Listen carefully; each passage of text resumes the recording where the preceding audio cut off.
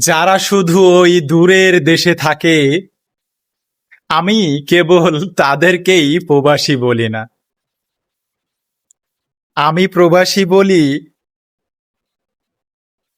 একবার এক ভাই এসএসসি পরীক্ষার পরে তিনি সেনাবাহিনীতে তার চাকরি হয়েছিল। চাকরিটা পাওয়ার পরে সে কি উল্লাস করেছিল ভাই! যথারীতি চাকরিতে জয়েন করলো, তার পোস্টিং হলো। কিছুদিন পরেই তার সেই আনন্দ উল্লাস তার বিষণ্ণতায় পরিণত হলো। ঘরের জন্য, বাড়ির জন্য, পরিবারের জন্য তখন থেকে বাড়তে বাড়তে আকাশচুম্বী হলো। একটা সময় সে অনেক করে পরিকল্পনা করেছিল যে একদিন রিটায়ারমেন্টের পরে আমি বাড়ি ফিরবো, বাড়িতে আমি পরিবারের সবার সাথে একটু বসে খাওয়া দাওয়া করব, হই হুল্লোড় করব, আনন্দ করব। বেশ অনেক বছর পেরিয়ে গেল, এখন তার রিটায়ারমেন্টের সময় এসেছে।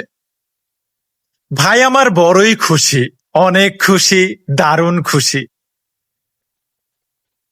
রিটায়ারমেন্টে যাবে কিছুদিন পরে, তার সেই স্বপ্ন পূরণ হবে।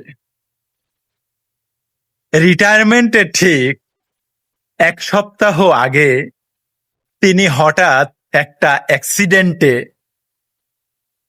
মারা গেলেন।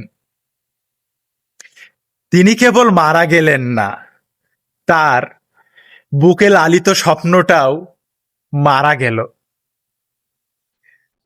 সে বাড়ি আসবে মার সাথে, বাবার সাথে, পরিবারের সাথে, একসাথে সে বাকিটা জীবন কাটিয়ে দিবে।